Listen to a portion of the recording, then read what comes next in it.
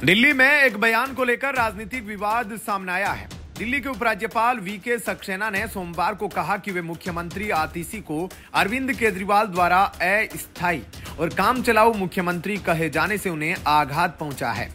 आतिशी को लिखे पत्र में सक्सेना ने केजरीवाल के आपत्तिजनक बयानों को व्यक्तिगत अपमान और उस संवैधानिक पद का अपमान बताया जिसका वे प्रतिनिधित्व करते हैं। उन्होंने शब्दों के चयन के लिए केजरीवाल की आलोचना की और तर्क दिया कि इस तरह के बयान लोकतांत्रिक मूल्यों और मुख्यमंत्री के कार्यकाल में निहित गरिमा को कमजोर करते हैं।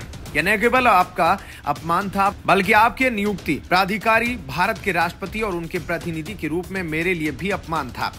उन्होंने कहा कि संविधान में ऐसा कोई पद नहीं और यह बाबा साहेब अम्बेडकर के संविधान में लोकतंत्र के विचार के खिलाफ है।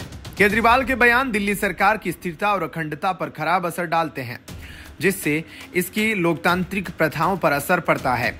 आतिशी के अब तक के कार्यकाल की तुलना केजरीवाल के बयान से करते हुए सक्सेना ने बताया, न तो केजरीवाल के अधीन एक भी सरकारी विभाग था और न ही किसी फाइल पर हस्ताक्षर किए थे।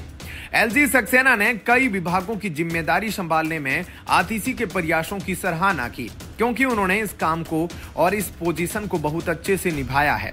उन्होंने यह भी आरोप लगाया कि मुख्यमंत्री के नाम पर अनधिकृत घोषणाओं से मुख्यमंत्री पद के साथ साथ दिल्ली के मंत्री परिषद दोनों की छवि पर नकारात्मक प्रभाव पड़ा है।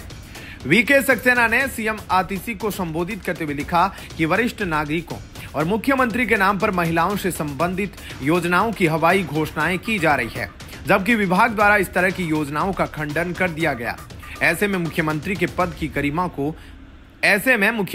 पद की गरिमा तो धूमिल हुई ही है, बल्कि इन योजनाओं से संबंधित सभी प्रकार की विफलताओं की जिम्मेदारी भी बतौर मुख्यमंत्री आपकी ही मानी जाएगी। इसके साथ ही एलजी ने उन अधिकारियों की सराहना की जिन्होंने भ्रामक योजनाओं से सावधान रहने के लिए जनता को सचेत किया। हाल ही में केजरीवाल द्वारा किए गए इस दावे की केंद्र सरकार सीएम आतिशी को जेल भिजवाना चाहती है को एलजी ने पूरी तरह से खारिज किया।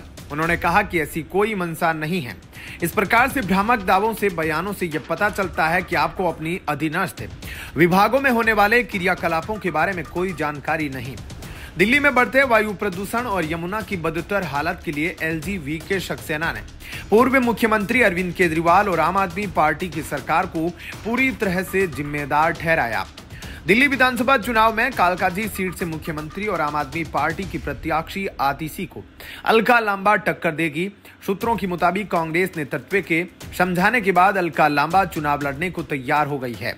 बीते हफ्ते कांग्रेस केंद्रीय चुनाव समिति ने कालकाजी सीट से महिला कांग्रेस की राष्ट्रीय अध्यक्ष अलका लांबा की उम्मीदवारी पर मुहर लगा दी थी, लेकिन वह चुनाव लड़ने को तैयार नहीं थी। इस वजह से कांग्रेस की दूसरी सूची में कालकाजी सीट का जिक्र नहीं किया गया था। सूत्रों के मुताबिक बीते दिनों राहुल गांधी और कांग्रेस अध्यक्ष मल्लिकार्जुन खड़गे ने खुद अलका लांबा को पार्टी के फैसले को स्वीकार करने और चुनाव लड़ने के लिए समझाया, जिसके बाद वो तैयार हो गई। कालकाजी समेत दिल्ली की बची हुई 23 सीटों पर कांग्रेस 3 जनवरी को उम्मीदवारों का ऐलान कर सकती है। फिलहाल इस खबर में इतना ही। आगे की अपडेट के लिए बने रहिए लाइव टीवी न्यूज के साथ। धन्यवाद। जय हिंद।